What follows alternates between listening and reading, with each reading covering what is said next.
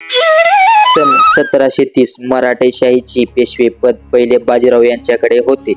बाजीराव राज्यकारभारात पारंगत होते, शिवाय ते महापराक्रमी देखील होते. छत्रपती शाहू महाराजांनी या चाणाक्ष पेशव्यावर कमी वयात मोठी जबाबदारी टाकली होती आणि त्यांनी ती व्यवस्थितपणे पार देखील पाडली होती. निजामापासून ते उत्तरेतल्या मुघलापर्यंत त्यांनी मराठा सैन्याची धडकी बसवली होती. व्यापाराच्या नावाखाली भारतात आलेल्या इंग्रज, डच, पोर्तुगीजांनी 18व्या शतकापर्यंत आपलं सैन्य उभारलं. हळूहळू आपले पाय रोवण्यास सुरुवात केली होती.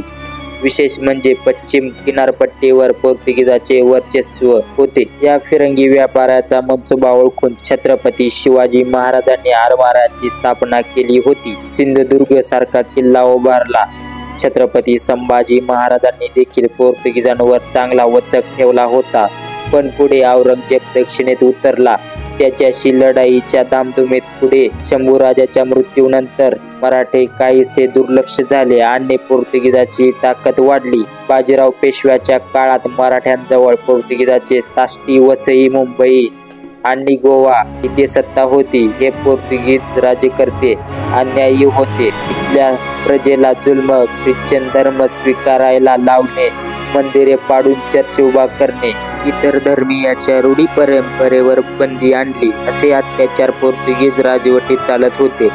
बाजीरावापर्यंत या तक्रारी येत होत्या. त्या विलाजीराव जाधव व कृष्णाजी महादेव या दोघांना तिकडे पाठवले. त्यांनी कॅम्बे येथे पोर्तुगीजांचा पराभव केला. पोर्तुगीजांनी मराठ्यांकडे मैत्रीचा हात पुढे केला. तेव्हाच्या तहानंतर दोन्ही सत्तांमध्ये काही काळ शांतता होती, पण 1736 नंतर परत संघर्षाचा प्रारंभ झाला. याला कारणीभूत ठरला नवा पोर्तुगीज गव्हर्नर सँडोमिल. तो आक्रमक वृत्तीचा होता. त्याने मराठ्यांविरुद्ध भूमिका घेतली होती. यातूनच त्याने ठाण्यामध्ये नवीन किल्ला उभारण्यास सुरुवात केली होती. पोर्तुगीजांशी सलोखा ठेवून व्यापार वाढवण्याच्या दृष्टीने बाजीरावांनी साष्टी येथे वकार उभारण्याची परवानगी मागितली. 1732च्या तहानुसार मराठ्यांना वकार उभा करून देणे पोर्तुगीजांना बंधनकारक होते. तेव्हाच्या गव्हर्नरने तशी परवानगी दिली, परंतु वकाऱ्याची जागा निवडण्याची जबाबदारी साष्टीच्या सेनापतीची होती. पण तो नेमका पोर्तुगालला गेला होता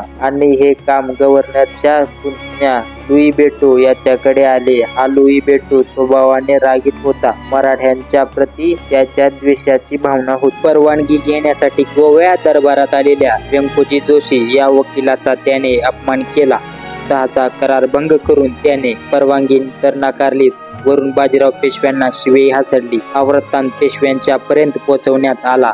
जोशींनी पाठवलेल्या पत्रात म्हटलं की फिरंगी यांनी लबाडी केली. पत्र पाठवले, त्याचे उत्तर मगरूरपणे लिहितो. त्याकरिता त्याला ठेचगा द्यावा म्हणून निदान 2-2.5 हजार माणूस व 1,500 व 2,000 स्वार सिद्ध करावे, म्हणजे स्वामीचे प्रताप हे कार्य सिद्ध होत जाते. पोर्तुगीजाचे वागणे पाहून बाजीराव संतापले. हा फक्त त्याच्या वैयक्तिक नाही तर संपूर्ण मराठेशाहीच्या पेशवी पदाचा अपमान होता. पोर्तुगीजांना कायमची अद्दल घडवायची याचा मनसुबा पेशव्यांनी आखला. अतिशय गुप्तपणे हत्याची तयारी सुरू झाली. त्यावेळी पुण्यात भवानी मातेच्या उत्सवाची धामधूम सुरू असल्यामुळे कोणाला शंका आली नाही. शंकराजी पंत याची सेनापती म्हणून निवड करण्यात आली. बाजीराव पेशवे उत्तरेच्या मोहिमेवर होते, म्हणून या पोर्तुगीजांच्या हल्ल्याची जबाबदारी चिमाजी आप्पा यांच्यावर होती. 6 एप्रिल 1737 रोजी मराठ्यांनी ठाण्याच्या किल्ल्यावर हल्ला चढवला. पोर्तुगीजांनी तीव्र लढा देण्याचा प्रयत्न केला, पण